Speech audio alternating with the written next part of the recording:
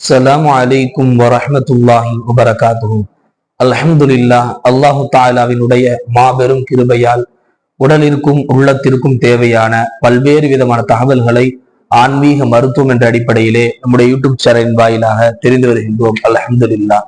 அல்லாஹு தஆலா இந்த சேவையை கபூல் செய்வானாக. இன்றைக்கு நாம் பார்க்க போகின்ற பதிவு என்னவென்றால், நாம் குர்பானியை என்கின்ற ஒரு உன்னதமான கடமையை நாம் நெருங்கி கொண்டிருக்கின்றோம். அந்த கடமை சம்பந்தமாக சில விஷயங்களைத்தான் இன்றைக்கு நாம் பார்க்க போகின்றோம். குர்பானி என்றால் என்ன? குர்பானி என்ற உருது வார்த்தையை குர்பான் என்ற அரபி வார்த்தையிலிருந்து பிறந்ததாகும். அல்லாஹ்வின் நெருக்கத்தை பெறுவதற்காக பயன்படுத்தப்படும் பொருளுக்கு குர்பான் என்று சொல்லப்படும். அல்லாஹ்வின் திருப்பொருத்தத்தை அடைவதற்காக நாம் செய்யும் அனைத்து நல்லமல்களும் குர்பான் என்று சொல்லலாம். எனினும் பொது வழக்கத்தில் அல்லாஹ்விற்காக கால்நடைகளை அறுப்பதற்கே இப்பெயர் கூறப்படுகிறது.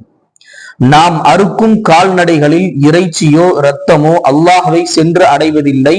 அவை அவனுக்கு தேவையும் இல்லை. மாறாக அவனது கட்டளையின்படி நாம் நடக்க வேண்டும் என்ற தக்வா, இறையச்சம் வைத்தான் இதன் மூலம் அல்லாஹ் எதிர்பார்க்குகிறான்.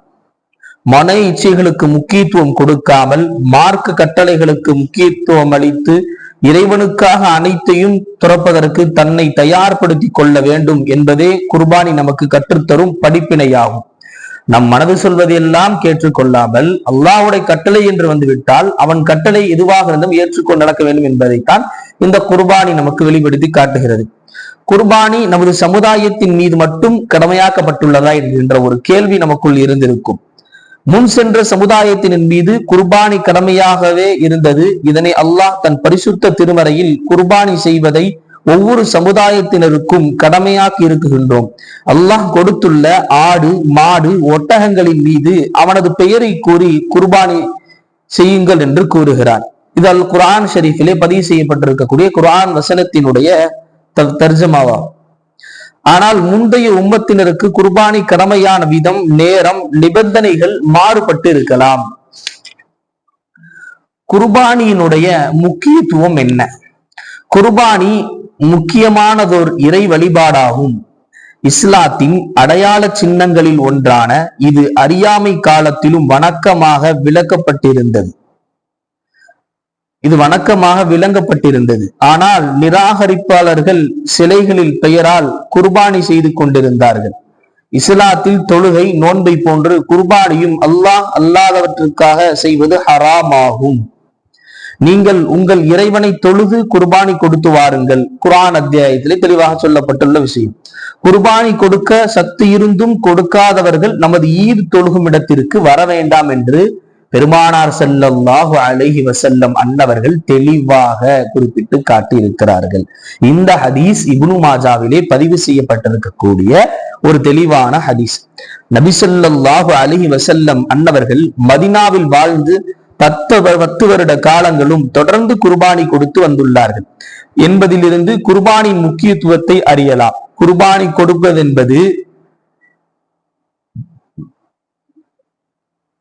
பெருமானார் ஸல்லல்லாஹு அலைஹி வஸல்லம் அவர்களினுடைய ஒரு வழிமுறையை நாம் பின்பற்றுவதற்கு உண்டான ஒரு அழகிய ஒரு சுன்னத் என்றும் சொல்லலாம். ஆனால் அந்த குர்பானி கொடுப்பது என்பது மிகவும் ஒரு கவனம் செலுத்தி கொடுக்க வேண்டும். குர்பானியினுடைய வரலாறு என்பது நாம் அனைவருக்குமே தெரியும். இன்ஷா அல்லாஹ் அந்த வரலாற்றை நாம் பிறகு பார்க்கலாம். குர்பானியினுடைய சிறப்புகள், குர்பானி கொடுக்கும் நாளன்று குர்பானி செய்வதை விட அல்லாஹ்விற்கு பிரியமான அமல் வேறு எதுவும் இல்லை. அறுக்கப்பட்ட அந்த பிரயாணி மறுமை நாளில் தனது கொம்புகள், முடிகள், கால் குழம்புகளுடன் உயிர் பெற்று வரும். குர்பானி பிரயாணியை அறுக்கும் போது அதன் இரத்தம் பூமியில் விழுவதற்குள் அல்லாஹ்விடம் அது ஒப்புக்கொள்ளப்பட்டதாகி விடுகிறது. எனவே முழு மன தூய்மையுடனும் குர்பானி கொடுங்கள் என்று அல்லாஹ்வின் தூதர் நபி ஸல்லல்லாஹு அலைஹி வஸல்லம் அவர்கள் கூறியிருக்கிறார்கள்.